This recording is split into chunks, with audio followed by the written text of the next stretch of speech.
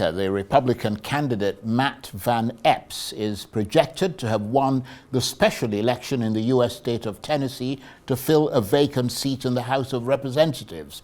A previously safe Republican seat, the race was tighter than initially thought, with Mr. Van Epps' margin of victory projected to be in the single digits in a race that's been portrayed as a referendum on the popularity of President Trump. Democrats say that's a moral victory for them. Mr. Van Epps praised Donald Trump in his victory speech. Tonight, you've sent a message loud and clear. The people of Middle Tennessee stand with President Donald J. Trump. Tonight, we showed running from Trump is how you lose. Running with Trump is how you win.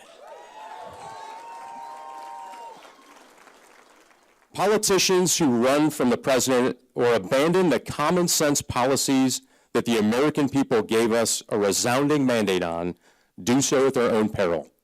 No matter what the DC insiders or liberal media say, this is President Trump's party. I'm proud to be a part of it and can't wait to get to work. Thank you all.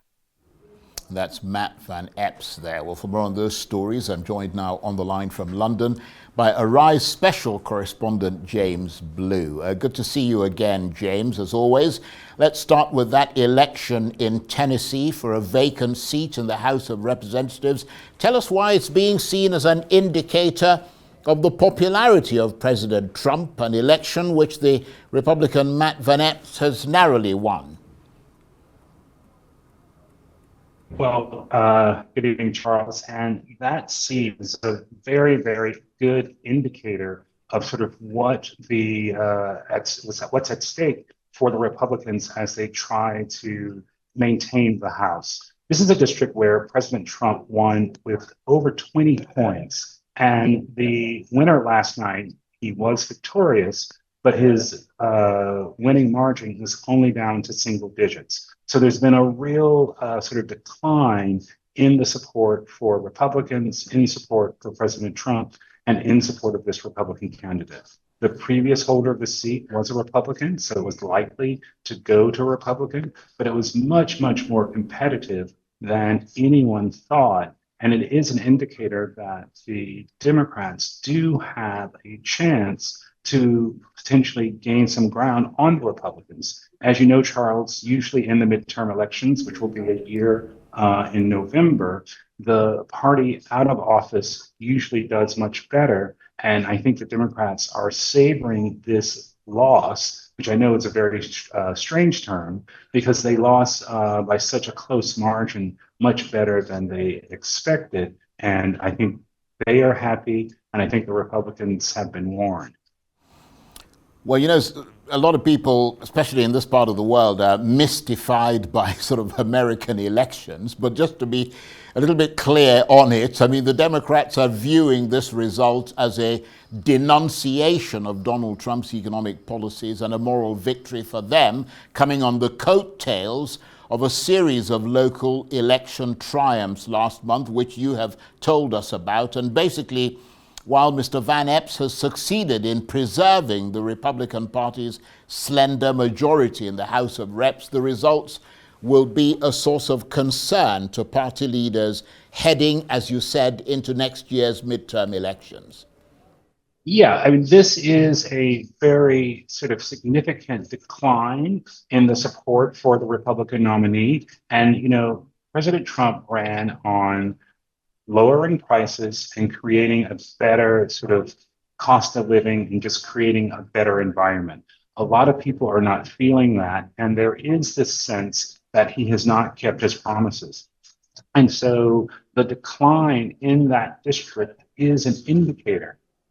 This goes from the capital city of Nashville all the way east to the border with North Carolina. So it takes in a number of locations across the state of Tennessee. And so I think there is a sense that this is a warning to Republicans that unless they can increase the affordability, lower prices, and really bring home the bacon for the millions of Americans who supported them, they will likely be in trouble during next year's midterms.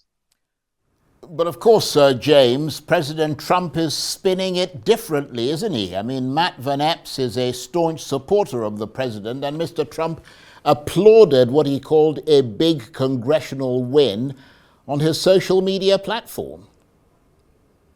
Yeah, I think what President Trump has done, and I certainly can understand it, a win is a win is a win. And that's the way they are seeing this. President Trump in recent days has come under fire for a number of things. In his cabinet meeting yesterday, there are some suggestions that he was sleeping. He has not had the success in Russia and Ukraine that he's been hoping for. And so there are a number of places where I believe he recognizes that he is a bit off kilter with the American public. And so he is sort of taking this win and really trying to propel it as something that is quite significant. And yes, it is a win, but he lost by a margin of 15 to sort of 17, 18 points from where he was last time. And that's a significant decline. Well, let's turn, James, to the other rather curious story out of America, and that is the news that President Trump has said that all documents signed by his predecessor, Joe Biden, using an Autopen device will no longer be valid, including pardons. What's all that about? Well, Charles, this is a very curious story, and let's just be very clear. This was first propagated on Truth Social, which is the social media platform of the president. And so it's very difficult to know exactly what President Trump is meaning. The issue is that toward the end of his presidency, President Biden signed a number of pardons, a number of orders, and President Trump is suggesting that he may nullify those because they were signed by Autopen. Now, here's the thing, Charles. President Trump has signed things with Autopens. President Trump has signed pardons with Autopens. And so the sort of possibility of reversing these pardons simply because they were signed by Autopens is a very, very curious and very unlikely thing. What it could be, Charles, is an attempt to kind of bring further disorder, further confusion, and further chaos to the sort of White House, to Washington. And it's, again, I think, an indicator. When President Trump feels down, he often lashes out at an easy target. Joe Biden has announced in recent days that his cancer has returned. He's still, feeble and not as astute as he was years ago. And so, President Trump has brought him out again as a punching bag. And so it's a very, very curious thing here that this is happening. And, some legal experts say it is absolutely going to go nowhere. But of course, Trump and his loyalists are going to see just how far they can take it. Excuse me.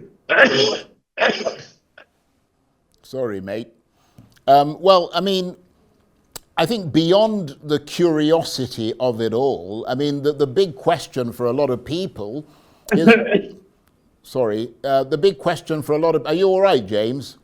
Yes, I'm fine. Thank you. The big question for a lot of people is how unprecedented is it for a sitting president to roll back a previous president's actions using what sort of legal thinkers view as a flimsy pretext? Because, I mean, the Autopen, as you said, is a device used to replicate a person's signature with precision, typically for sort of high volume or ceremonial documents, and he's been employed by presidents of both major parties and to sign letters and proclamations. And I mean, obviously, the other question is whether he actually has the power, which I think you raised that point, to roll back a previous president's actions. And will it all now be subject to interpretation by the courts?